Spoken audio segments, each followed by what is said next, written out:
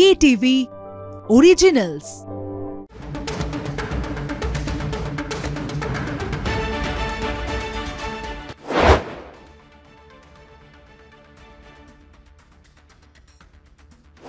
নমস্কার, আপনারা দেখছেন stadium bulletin, co-presented by Jack olive oil. এবং স্টেডিয়াম বুলেটিনে আজকে আপনাদের সঙ্গে রয়েছি আমি জহিতা এবং আমাদের ডিজিটাল হেড অর্পণ ঘোষ। অর্পণ দা, স্বাগত জানাবো তোমাকে। আজকে স্টেডিয়াম বুলেটিনটা যাকে নিয়ে শুরু না করলেই নয়, যার কথা না বললেই নয়, তিনি হচ্ছেন বিরাট কোহলি। কারণ আজকে তার জন্মদিন এবং তাকে কলকাতা টিভির পক্ষ থেকে অনেক অনেক শুভেচ্ছা জন্মদিনের। এবং তার অনুগামীরা, বিরাট কোহলির যারা অনুরাগী আছেন, তারা কিন্তু তাকে শুভেচ্ছার বন্যায় ভাসিয়ে দিয়েছেন বলা যেতে পারে। তার পাশাপাশি একটা প্রশ্ন সবার মধ্যে, যে 2027 তিনি কি খেলছেন অর্পণদা? প্রথমে দর্শকদের আজ স্টেডিয়াম বুলেটিনের মাধ্যমে বিরাট কোহলিকে জানাই হ্যাপি বার্থডে কিং কোহলি। কোহলিকে আর একটা, যদি কোহলির কাছে কোনো রকমে আমাদের অনুষ্ঠানের কিছু অংশ বা কানে পৌঁছয়, তার জন্য বলে রাখি যে কোহলির কয়েক কোটি অনুরাগী রয়েছে। তার মধ্যে আমার অ্যাঙ্কার যে রয়েছে জহিতা, তিনি একজন অনুরাগী এবং আমাকে আজকে স্পষ্ট বলে দিয়েছিল যে কোহলিকে নিয়ে যদি স্টেডিয়াম বুলেটিন আজকে শুরু না হয়, ও আজকে অ্যাঙ্কারিং করবে না। এইরকম থ্রেট আমাকে পেতে হয়েছে, আপনাদের জানিয়ে রাখি। তো এই থ্রেট আমি বারবার পেতে রাজি আছি, যেহেতু নামটা বিরাট কোহলি, এটা নিয়ে কোনো সন্দেহ নেই। তবে যে বিষয়টা নিয়ে আলোচনা, সেটা হচ্ছে যে 2027 বিশ্বকাপ আদৌ কোহলি খেলবেন কিনা। জন্মদিনের দিনেও সেই জল্পনা অব্যাহত রয়েছে। এবং যে বিষয়টা বলে রাখি, এখনও অনেকগুলো ওয়ানডে ম্যাচ বাকি রয়েছে। প্রথম 3টে যদি ওয়ানডে ম্যাচের কথা তুমি বলো, অস্ট্রেলিয়ার এগেনস্টে প্রথম 2টো ম্যাচে 0, তারপরে অসাধারণ একটা ইনিংস, 70+ ইনিংস। এবং এই ইনিংস দেখে অন্তত কোহলিকে কেউ বসিয়ে রাখার স্পর্ধা দেখাবেন না। এটি স্পর্ধা শব্দটা ইউজ করছে এই কারণে, কারণ গৌতম গম্ভীর যা খুশি তাই করতে পারেন। কাকে রাখবেন কাকে রাখবেন না অবশ্যই তিনি ডিসাইড করতে পারেন। এবং যেভাবে হর্ষিত রানাকে সুযোগ দেওয়া হচ্ছিল, সেটা নিয়েও বারবার প্রশ্ন উঠেছিল। যেভাবে রোহিত শর্মা অধিনায়কত্ব কেড়ে নেওয়া হচ্ছে, সেটা নিয়েও বারবার প্রশ্ন উঠেছিল। তবে আমার মনে হয় অস্ট্রেলিয়া সিরিজে রোহিত শর্মার সেকেন্ড ম্যাচ এবং থার্ড ম্যাচ এবং বিরাট কোহলির থার্ড ম্যাচ অর্থাৎ শেষ ম্যাচ, যেভাবে এই রোকো খেলেছে, মনে হয় না 2027 বিশ্বকাপে আর কোনো বাধা রইল খেলতে। এখনও বলে রাখি, এখনও কিন্তু দক্ষিণ আফ্রিকার বিরুদ্ধে ম্যাচ রয়েছে, আরও ওয়ানডে রয়েছে, সেখানে কিন্তু তাদের পারফর্ম করতে হবে। বারবার যেটা বিষয়, সেটা হচ্ছে যে ঘরোয়া ক্রিকেটে তারা আদৌ খেলবেন কিনা সে বিষয়ে এখনও পর্যন্ত জানা যায়নি। 6টা বিজয় হাজারের ম্যাচ রয়েছে, অন্তত 3টে খেলতে হতে পারে বলে বিসিসিআই সূত্রে খবর পাওয়া গিয়েছে। তবে আমার মনে হয় না যে বিরাট কোহলি এবং রোহিত শর্মাকে ঘরোয়া ক্রিকেট খেলে নিজেদেরকে প্রমাণ করতে হবে অন্তত ওয়ানডের জন্য, কারণ তার আগেই আইপিএল থাকছে। আইপিএলে কিন্তু সেই ম্যাচ প্র্যাকটিস যদি বলা হয় থাকে, সেটা কিন্তু হয়ে যাবে। এবং বিরাট কোহলি এবং রোহিত শর্মা অস্ট্রেলিয়াতে যে ফর্ম দেখিয়েছেন অন্তত শেষ ম্যাচে এবং তার আগের ম্যাচে, আমার মনে হয় না এটা নিয়ে কোনো রকম কোনো অসুবিধা হওয়ার কথা রয়েছে। আর ঘরোয়া ক্রিকেট নিয়ে যদি প্রশ্ন ওঠে জয়িতা, তাহলে বলতে হবে যে মোহাম্মদ শামিকে ইমিডিয়েটলি স্কোয়াডে ঢোকানো উচিত গৌতম গম্ভীরের। তো সেইটা কবে হয় সেটাই এখন দেখার রয়েছে। বিরাট কোহলিকে নিয়ে যখন কথা বলছি, তার এত বছরের কেরিয়ার, তার কেরিয়ারে ম্যাজিক্যাল রেকর্ডগুলি কি রয়েছে? প্রচুর রেকর্ড রয়েছে। যদি দর্শকদের জন্য বলি এরকম একটা রেকর্ডের কথা, ধরুন বিশ্বকাপে প্রথম ম্যাচে একদম সেঞ্চুরি ভারতীয়দের মধ্যে কে করেছিলেন, এটা বিরাট কোহলি, তিনিই করেছিলেন। এরকম অজস্র রেকর্ড রয়েছে। আপনারা যদি বলেন আমরা দেখাতে পারি, আমরা রেডি করেছি, আমরা কি সেই রেকর্ড দেখাবো একবার? একেবারে। বিরাট কোহলিকে নিয়ে 20টি রেকর্ড স্ক্রিনে দেখাচ্ছি, পরিষ্কার দেখা যাচ্ছে। বিরাট কোহলির সবচেয়ে বেশি ডাবল সেঞ্চুরি রয়েছে 7টি। বিরাট কোহলি সবচেয়ে বেশি সেঞ্চুরি করেছেন 82টি।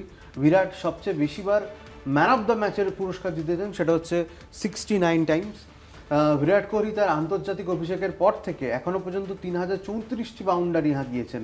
তিনি আইসিসি টুর্নামেন্টে সবচেয়ে বেশি রান করেছেন 3954। এখানেই শেষ নয়, আরও আছে।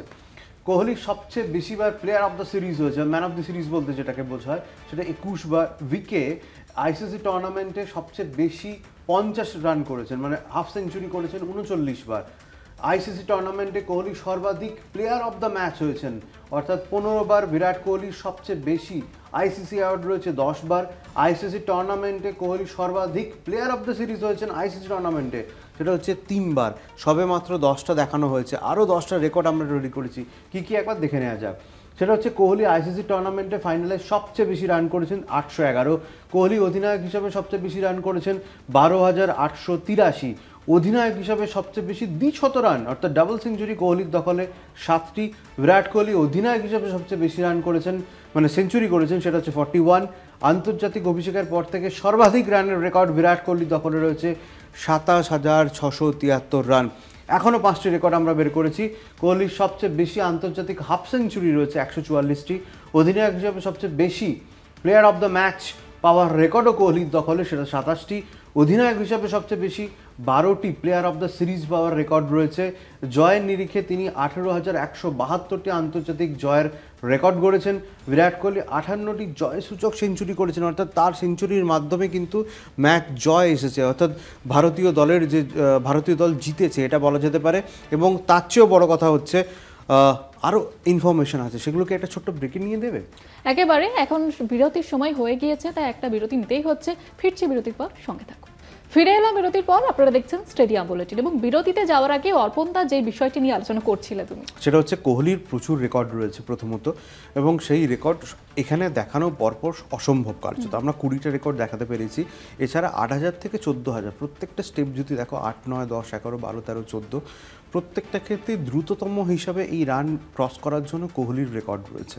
এটা অসাধারণ একটা রেকর্ড। আরও দুটো রেকর্ড রয়েছে যেটা আমরা প্রথমেই তোমায় বললাম। কোহলি একমাত্র বোলার, নট ব্যাটার, যে কোনো রকম বৈধ বল ছাড়াই তিনি উইকেট পেয়েছেন। অ্যাকচুয়ালি বলটা ওয়াইড ছিল, কেভিন পিটারসন স্ট্যাম্প হয়েছিলেন। তো এটাও কিন্তু কোহলির একটা অনবদ্য রেকর্ড। সব মিলিয়ে প্রচুর প্রচুর রেকর্ড রয়েছে। জন্মদিন আর কোহলি এটা নিয়ে অবিচ্ছেদ্য বলা যেতে পারে, এরকম কোহলিকে নিয়ে পুরো এপিসোড করা যেতে পারে বলা যেতে পারে। তবে তার চেয়েও বড় কথা, আজকে যেহেতু কোহলির জন্মদিন, এত সেলিব্রেশন হচ্ছে, দারুণ একটা দিন, ভারতীয় ক্রিকেট প্রেমীদের জন্য দারুণ একটা দিন। সব মিলিয়ে আমরা সব কিছু চাই, কিন্তু 2027 বিশ্বকাপটা কোহলি খেলুক, এটাই চাই। একেবারে একটু অন্যান্য দিকে নজর রাখবো। কলকাতা ফুটবল লিগে ম্যাচ ফিক্সিং এর জন্য একজন গ্রেপ্তার হয়েছেন, কি খবর পাওয়া যাচ্ছে বিষয়? দেখো, এখনো পর্যন্ত ম্যাচ ফিক্সিং কাণ্ডে 3 জন গ্রেপ্তার হয়েছে। আজকে একজনকে গ্রেপ্তার করা হয়েছে পেট্রাপোল থেকে। এ বিষয়ে আমাদের সঙ্গে যে প্রতিনিধি রিয়া মাঝি রয়েছেন, রিয়াকে আমি জিজ্ঞেস করে নেবো। রিয়া নিউজ রুম থেকে রয়েছেন। রিয়া, আরও একজন গ্রেপ্তার হয়েছে কলকাতা লিগে ম্যাচ ফিক্সিং কাণ্ডে, কি আপডেট রয়েছে যদি আমাদের একটু বিস্তারিত জানাও। একদমই অর্পণদা, ইতিমধ্যেই যাকে গ্রেপ্তার করা হয়েছে সুজয় ভৌমিক, পেট্রাপোল থেকে গ্রেপ্তার করা হয়েছে বলে পুলিশ সূত্রে এমনটাই জানা যাচ্ছে। আমরা জানি যে আগে দুজনকে গ্রেপ্তার করা হয়েছিল যারা খিদিরপুর স্পোর্টিং ক্লাবের সঙ্গে যুক্ত ছিল। একজন তার মধ্যে টিম ম্যানেজার এবং অপরজন হচ্ছে সেখানকার মিডিয়া ম্যানেজার। এই দুজনকে গ্রেপ্তার করা হয়েছিল এবং সেখানে যে টিম ম্যানেজার আকাশ দাস, তার সঙ্গেই কিন্তু ঘনিষ্ঠ এই সুজয় ভৌমিক বলে এমনটাই জানা যাচ্ছে। কারণ সুজয় ভৌমিক আগে এই খিদিরপুর ক্লাবের সঙ্গেই যুক্ত ছিল এবং সেখান থেকেই ঘনিষ্ঠতা এই আকাশের সঙ্গে, এবং সেই থেকেই এই যে ফুটবল ম্যাচ বা এই যে ফুটবলের সঙ্গে কে খেলবে এবং তার যে কন্ট্যাক্ট, সেই কন্ট্যাক্টটি দিত এই সুজয় ভৌমিক বলে এমনটাই জানা গিয়েছে। তবে ইতিমধ্যেই এই সুজয় পুলিশের তরফ থেকে অফিসিয়ালি না জানালেও কিন্তু সূত্র মারফত যেমনটা জানা যাচ্ছে যে সুজয় এই মুহূর্তে কোনো এক ক্লাবের সঙ্গে যুক্ত রয়েছে বলে এমনটাও জানা যাচ্ছে। তবে সমস্ত দিক খতিয়ে দেখছে তদন্তকারী আধিকারিকরা। তবে তোমায় জানিয়ে রাখবো যে যেমনটা প্রথম থেকে বলা হচ্ছিল, যে আমরা দেখেছিলাম যে গত পরশুদিন যখন কলকাতা পুলিশের তরফ থেকে প্রেস কনফারেন্স করা হলো, তারপরে আইএফ এর তরফ থেকেও প্রেস কনফারেন্স করে পুরো বিষয়টা সামনে আনা হলো, যেখানে কলকাতার এই যে প্রিমিয়ার লিগ ফুটবল ম্যাচে কিভাবে স্কোর লাইন ফিক্সিং করে এই বেটিং চলছে, এই ফিক্সিং চলছে এবং সেখান থেকে কোটি কোটি টাকা লেনদেন করা হচ্ছে।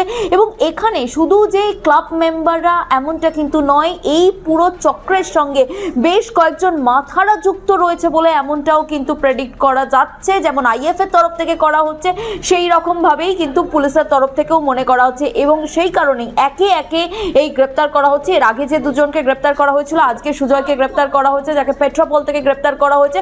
সব মিলিয়ে কিন্তু গ্রেপ্তারের সংখ্যা এখনো অবধি 3 এবং আরও এই গ্রেপ্তারির সংখ্যা বাড়তে পারে, নাম উঠে আসতে পারে কোনো বড় মাথার বলে এমনটাই কিন্তু পুলিশ সূত্রে জানা যাচ্ছে। ধন্যবাদ রিয়া, ধন্যবাদ। তুমি ওইদিকে নজর রাখো, আর কি বিষয় আপডেট আসছে, আইএফএ কি বলছে, কলকাতা পুলিশ কি বলছে, সে বিষয়টি তুমি নজর রাখো এবং যা খবর হবে আমরা স্টেডিয়াম আর বুলেটিনের মাধ্যমে সেই আপডেট দিতে থাকবো। জুইতা, এই মুহূর্তে সবচেয়ে বড় খবর যেটা বারবার আমরা বলে আসছিলাম, যে ম্যাচ ফিক্সিং নিয়ে তদন্ত শুরু করেছে কলকাতা পুলিশ। ইতিমধ্যে 3 জনকে গ্রেপ্তার করা হয়েছে। রিয়া যেটা বললো, পেট্রাপল থেকে আরও একজনকে গ্রেপ্তার করা হয়েছে। সব মিলিয়ে ম্যাচ ফিক্সিং এবং ময়দান আবারও কিন্তু কলঙ্কিত হতে চলেছে এবং কলঙ্কের জায়গায় চলে যাচ্ছে। সেটা কিন্তু ইমিডিয়েট বেসিসে বন্ধ হওয়া দরকার। এর শেষ কোথায় সেদিকে আমাদের অবশ্যই নজর থাকবে। একেবারে আরো অনেক বিষয় নিয়ে আলোচনা করব, তবে আবারও একটা বিরতির সময় হয়ে গিয়েছে। ফিরছি বিরতির পর, সঙ্গে থাকুন। ফিরে এলাম বিরতির পর এবং যে বিষয়টা নিয়ে আলোচনা করব এবার, ভারতীয় মহিলা ক্রিকেট টিম। কারণ তাদের একটা নতুন ইনিংস কিন্তু শুরু হয়েছে, এটা কিন্তু বলা যেতেই পারে। এবং অধিনায়ক হরমনপ্রীত কৌর তিনি একটি ট্যাটু করেছেন কাপের, এবং জয়পুরে তার মোমের একটি মূর্তি উন্মোচন হতে চলেছে। এ বিষয়ে কি জানা যাচ্ছে? দেখো জহিতা, তুমি যেটা বলছিলে আগে, সেটা হচ্ছে যে 2রা নভেম্বর মানে একটা অসাধারণ দিন ভারতীয় ক্রিকেটের জন্য। শুধুমাত্র ভারতীয় ক্রিকেটের জন্য না, তুমি যদি একটু আগে চলে যাও তাহলে দেখো 1983 সাল ভারতের বিশ্বকাপ জয় ভারতীয় ক্রিকেটকে বদলে দিয়েছিল এই জয়, এই ওয়ার্ল্ড কাপ জয় কপিল দেবের হাতে। এবং এই যে জয়টা তুমি দেখছো 2 নভেম্বর হরমনপ্রীত কৌরের মাধ্যমে বিশ্বকাপ জয়, মহিলা ক্রিকেটে প্রথম ভারত ওয়ার্ল্ড কাপ পেল। এই জয়টা ভারতীয় ক্রিকেট তো বদলাবেই, মানে মহিলা ক্রিকেট তো বদলাবেই, সেই সঙ্গে একটা সোচ বলে না, চিন্তা, সেটা কিন্তু পুরোপুরিভাবে বদলে দেবে। সেটা হচ্ছে মহিলারাও ক্রিকেট খেলবেন এবং বিশ্বজয় করবেন। এই কনসেপ্ট কিন্তু মোটামুটিভাবে 2022 সাল থেকে তৈরি হয়েছিল। 17 থেকে ঝুলন গোস্বামী, মিতালি রাজ সেই মিথ ভেঙে এগিয়ে যাওয়ার যে রাস্তাটা সেটা দেখিয়ে দিয়েছিল। আজকে 2025-এ এসে বিশ্বকাপ জয়, এবং সবচেয়ে বড় কথা হচ্ছে মানসিকতার যে পরিবর্তন, সেটা কিন্তু এই জয়ের মাধ্যমে হতে বাধ্য। এটা তুমি আজকে লিখে রেখে দাও। 1983 যেমন ভারতীয় ক্রিকেটকে বদলে দিয়েছিল, এবং 2 নভেম্বর 2025 হরমনপ্রীত কৌরদের বিশ্বজয় মহিলা ক্রিকেটকে পুরোপুরিভাবে বদলে দেবে। মহিলার ক্রিকেট নিয়ে মানসিকতা যেটা, সেটা পুরোপুরিভাবে বদলে দেবে। তোমার একটা ছোট্ট উদাহরণ দিই, সেটা হচ্ছে বিশ্বজয়, এবং বিশ্বজয়ের পরেই যে ব্র্যান্ড ভ্যালু, বিজ্ঞাপনের যে ভ্যালু, সেটা 25% থেকে 100% বেড়ে গিয়েছে। হরমনপ্রীত কৌর, স্মৃতি মান্ধানা এবং জেমিমা রড্রিগেজ সেমিফাইনাল ইনিংসের পর তার 75 লক্ষ টাকা তাকে বিজ্ঞাপন দেওয়ার জন্য দিতে হতো। এখন সেটা 1.5 crore, 1.5 কোটি টাকা তাকে দিতে হবে। প্রায় ডবল, প্রায় কেন, পুরোপুরি ডবল, 100% ব্র্যান্ড ভ্যালু বেড়েছে। স্মৃতি মান্ধানা 1 কোটি টাকা নিতেন, তার জায়গায় আরও 50 লক্ষ টাকা তাকে দিতে হবে, 1.5 কোটি টাকা। স্মৃতি মান্ধানার ব্র্যান্ড ভ্যালু আগে থেকেই বেশি ছিল, হরমনপ্রীত কৌর আগে থেকেই বেশি ছিল। কিন্তু এই যে বিশ্বকাপ জয়ের পর ব্র্যান্ড ভ্যালু বেড়ে যাওয়া, এটা কিন্তু মারাত্মক একটা ইতিবাচক ইঙ্গিত, এবং এটা ভবিষ্যতের পাথেয় হবে। তো এবার বললে তুমি ট্যাটু এবং মোমের মূর্তি, জয়পুরে এর থেকে বোধহয় ভালো কিছু পাও না, আর কিছু হতে পারে না মহিলা ক্রিকেটের জন্য। একজন অধিনায়ক বিশ্বকাপ জিতেছেন, তার মোমের মূর্তি করা হচ্ছে। আমরা পিছনে স্ক্রিনে যেটা দেখতে পাচ্ছি, হরমনপ্রীতের করে এই যে নতুন ট্যাটু, এখানে ওয়ার্ল্ড কাপের চিহ্ন লেখা আছে 2025 এবং 52। 2025 মানে হচ্ছে বিশ্বকাপ জয় হয়েছে 2025 সালে, এবং 52 মানে হচ্ছে 52 বছর পর ভারতের বিশ্বকাপ জয়। এই ট্যাটুর মাহাত্ম্য, মানে বলা যেতে পারে যে ট্রফিটা পুরোপুরি নিজের গায়ের সঙ্গে আটকে নিলেন, এরকম একটা। এবং স্মৃতি মান্ধানার সেম ট্যাটু দেখা গিয়েছে। স্মৃতি মান্ধানা কিন্তু 2025 লিখে দিয়েছেন এখানে, তার সঙ্গে কিন্তু ভারতের জার্সি, অর্থাৎ ভারতের ফ্ল্যাগ, অর্থাৎ ভারত 2025 সালে বিশ্বকাপ জিতল, মেয়েদের প্রথম বিশ্বকাপ, তার অন্যতম সদস্য সেই দলের স্মৃতি মান্ধানা। দুটো ট্যাটু ভীষণ রকমভাবে ভাইরাল হয়ে গেছে, এবং কেনই বা হবে না, এই রকম একটা উৎসবের দিন, মহিলা ক্রিকেটের একটা জয়জয়কার ব্যাপার, দুজন স্তম্ভ বলা যেতে পারে, স্মৃতি মান্ধানা এবং হরমনপ্রীত কৌর, তার সঙ্গে জেমিমা রড্রিগেজ ভুলে গেলে হবে না। সে এখন সবচেয়ে বেশি ট্রেন্ডিং এবং সবচেয়ে বেশি ব্র্যান্ড ভ্যালু বেশি যাচ্ছে জেমিমা রড্রিগেজের। অসাধারণ ইনিংস সেমিফাইনালে অস্ট্রেলিয়ার এগেনস্টে, 127 নট আউট, এবং তারপর এই বিশ্বজয় ভারতীয় মহিলা ক্রিকেটকে খোল নোচনে পাল্টে দিচ্ছে, এটা নিয়ে কোনো সন্দেহ নেই। একেবারে আর একজনের কথা না বললেই নয়, সেটা হচ্ছে শিলিগুড়ির রিচা ঘোষ, প্রথম বাঙালি যিনি বিশ্ব জয় করে ফিরছেন, এবং তাকে সম্বর্ধনা দেওয়ার জন্য কিন্তু সিএবি তরফ থেকে অনেক আয়োজন করা হয়েছে। তোমার একটা জিনিস বিষয় জানিয়ে রাখি, যে আমি এটা খুব ক্যাপশন আমার খুব মনে পড়ছে, মানে এটা দিলে বোধহয় পুরোপুরি সম্পূর্ণ হবে, যে রিচার হাত ধরে বাঙালির ঘরে বিশ্বকাপ। সৌরভ গাঙ্গুলি পারেননি, ঝুলন গোস্বামী পারেননি। সৌরভ গাঙ্গুলি ফাইনালে উঠেছেন, ঝুলন গোস্বামী ফাইনালে উঠেছেন, কিন্তু বিশ্বকাপ জয় যেটা, বিশ্বকাপ হাতে নেওয়া যেটা, সেটা প্রথম বাঙালি হিসাবে রিচা ঘোষ পারলেন, শিলিগুড়ির মেয়ে। এবং বলা যেতে পারে যে রিচা ঘোষের হাত ধরে বাঙালির ঘরে বিশ্বকাপ, এর থেকে আনন্দের আর কিছু হতে পারে না। ভুলে গেলে চলবে না, বাংলার হয়ে খেলতেন দীপ্তি শর্মা, তিনিও কিন্তু ভারতীয় দলের সদস্য, তিনি প্লেয়ার অফ দ্য সিরিজ হয়েছেন। সব মিলে এই দুই বাঙালিকে ইস্ট বেঙ্গলের তরফ থেকে সংবর্ধনা দেওয়া হবে বলে জানানো হয়েছে, এবং আরও বিষয় ডেফিনেটলি সিএবি তো দেবেই। তবে দারুণ দারুণ একটা গর্বের বিষয়, এবং আমার মনে হচ্ছে যেন রিচা যখন কাপটা হাতে নিয়েছিল, মনে হচ্ছে প্রত্যেক বাঙালি বোধহয় এটাকে চেরিশ করছিল, এটাই বলা যেতে পারে। একেবারে আরও একটি বিরতির সময় হয়ে গিয়েছে, ফিরছি বিরতির পর, সঙ্গে থাকুন। ফিরে এলাম বিরতির পর।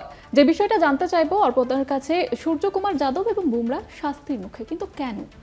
শুধুমাত্র বুমরা এবং সূর্যকুমার যাদব নয়, 4 জন ক্রিকেটারকে এশিয়া কাপের জন্য শাস্তি ঘোষণা করা হয়েছে, এশিয়া কাপে আচরণ ভঙ্গের জন্য। আইসিসি 37 দিন পর 4 জন ক্রিকেটারকে শাস্তি দিয়েছেন। সূর্যকুমার যাদব, বুমরা রয়েছেন, সেখানে হ্যারিস ড্রফ রয়েছেন, এবং হ্যারিস ড্রফ এই যে বারবার যে কারণে তাদেরকে ম্যাচ ফি করা হয়েছে, 2টি ম্যাচে রাফেল 6 নম্বর এরম সাইন দেওয়া হয়েছিল, সেই কারণে 2টি ম্যাচের জন্য 30+30 60% ম্যাচ ফি কেটে নেওয়া হয়েছে। এবং সূর্যকুমার যাদবের রাজনৈতিক কথাবার্তা বলার জন্য, এই যে ডেডিকেশন পেহেলগামের জন্য, সেই কারণে তার 30% ম্যাচ ফি কেটে নেওয়া হয়েছে।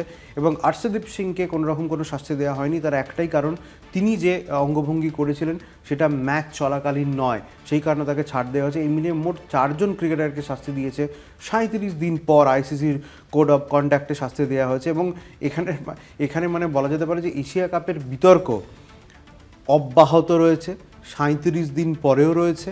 এবং এই যে ট্রফি, এশিয়া কাপের যে ট্রফি, সেটা এখনও ভারত পায়নি।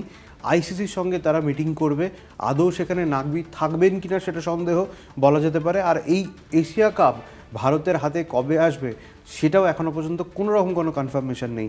সব মিলিয়ে এশিয়া কাপ অব্যাহত রয়েছে, এশিয়া কাপের বিতর্ক অব্যাহত রয়েছে, এবং 37 দিন পর আইসিসি এই অ্যানাউন্সমেন্ট করে দেওয়ার পর, শাস্তি ঘোষণার পর, ট্রফি বিতর্ক বোধহয় আরও দ্বিগুণ হয়ে গেল, এটা নিয়ে কোনো সন্দেহ নেই।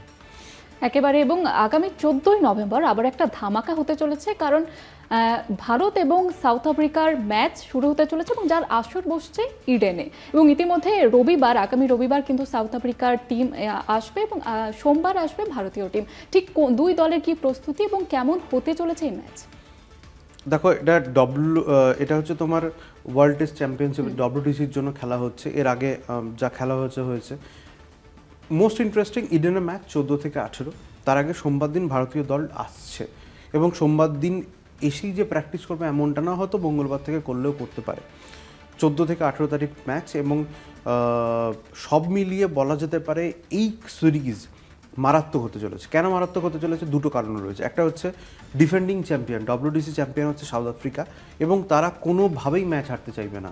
এবং ভারত নিউজিল্যান্ডের কাছে ধাক্কা খাওয়ার পর, ইংল্যান্ডে গিয়ে ধাক্কা খাওয়ার পর ঘুরে দাঁড়ানো, ইংল্যান্ডে বলা যেতে পারে 2-2 করেছে, এবং দ্বিতীয়ত হচ্ছে যে অস্ট্রেলিয়াতে গোহারান হার, তারপরে অভিষেক নায়ারের চাকরি গিয়েছিল, সেই নিয়ে প্রচুর বিতর্ক হয়েছিল, WTC থেকে হার বেরিয়ে যেতে হয়েছিল। এবার মনে হয় না সেরকম ঘটনা ঘটতে চাইবেন, গম্ভীর চাইবেন। তিনি T20-তে সাফল্য পাচ্ছেন, ওয়ানডেতে সাফল্য পাচ্ছেন, সাদা বলের ক্রিকেটে সাফল্য তিনি পেয়েই চলেছেন। লাল বলের ক্রিকেটের সাফল্য কিন্তু ইংল্যান্ড ম্যাচের পর তিনি পেতে শুরু করেছেন। আমার মনে হয় WTC ফাইনাল এবারে ভারত খেলবে, এবং তার জন্য ইন্ডিয়া সাউথ আফ্রিকা ম্যাচ হাড্ডাহাড্ডি হতে চলেছে, এটা নিয়েও কোনো সন্দেহ নেই। কারণ টেম্বা বেবুমা তিনি বলেছেন যে নিউজিল্যান্ড থেকে আমরা শিক্ষা নেব, সেই শিক্ষা নিয়ে স্পিনের জালেই ভারতীয়দের বধ করব। আর ভারত, আমি চাই যে এটা নতুন অধিনায়ক শুভমান গিল, এবং তিনি কিন্তু চাইবেন দুটো ম্যাচ রয়েছে সাউথ আফ্রিকানসে 2-0 করতে। আর একটা ইনফরমেশন আমরা আগেই জানিয়েছিলাম, তাও আজকে স্টেডিয়াম বুলেটিনে বলে রাখি, সেটা হচ্ছে যে গুয়াহাটি ম্যাচে কিন্তু লাঞ্চের আগেই টি হবে, সেই খবর আমরাই প্রথম দেখিয়েছিলাম। এবং তার কারণটাই হচ্ছে যে সানসেট এবং সানরাইজ সেটা খুব তাড়াতাড়ি হয় বলেই এই সিদ্ধান্ত নেওয়া হয়েছে। সকাল 9টা থেকে সেকেন্ড টেস্ট ম্যাচ শুরু হবে, কিন্তু ভারতীয় সময় অনুযায়ী ইডেন টেস্ট শুরু হবে 9:30টায়, কিন্তু গুয়াহাটি টেস্ট শুরু হবে 9টায়। কারণ অন্যান্য জায়গায় যদি 90 ওভার খেলানো হয় তাহলে কিছুটা এক্সটেন্ড করা পসিবল হয়, গুয়াহাটিতে সেটা হবে না। 9টা থেকে 4টে পর্যন্ত ম্যাচ ওভার রয়েছে, সেটা ম্যাক্স টু ম্যাক্স 4:30 হতে পারে, এর বাইরে হবে না। সেই কারণে কিন্তু সময় বাঁচানোর জন্য লাঞ্চের আগে টি, যা ক্রিকেটের ইতিহাসে এই প্রথম হতে চলেছে। আবারও বলছি, ইন্ডিয়া এবং সাউথ আফ্রিকা এই যে টেস্ট ম্যাচ হতে চলেছে, এই টেস্ট ম্যাচে ভারত আপ্রাণ চেষ্টা করবে 2-0 করার জন্য। কারণ গত সিজনে WTC ফাইনালে উঠতে পারেনি ভারত, এবং তার আগে ফাইনালে উঠেও হারতে হয়েছে। তাই এবছরটা, এই সিজনটা ভারত চাইবে ফাইনাল খেলতে এবং পুরোপুরি WTC জিততে। একেবারেই, এবং আমাদের স্টেডিয়াম বুলেটিনের কিন্তু সময় এখানেই শেষ, তাই শেষ করতেই হচ্ছে। আমি ধন্যবাদ জানাবো অর্পণদা তোমাকে, এবং আপনাদের উদ্দেশ্য বলবো আপনারা যেভাবে ভালোবাসেন স্টেডিয়াম বুলেটিনকে, আপনারা দেখতে থাকুন স্টেডিয়াম বুলেটিন এবং কলকাতা টিভি রাত দিন 7 দিন।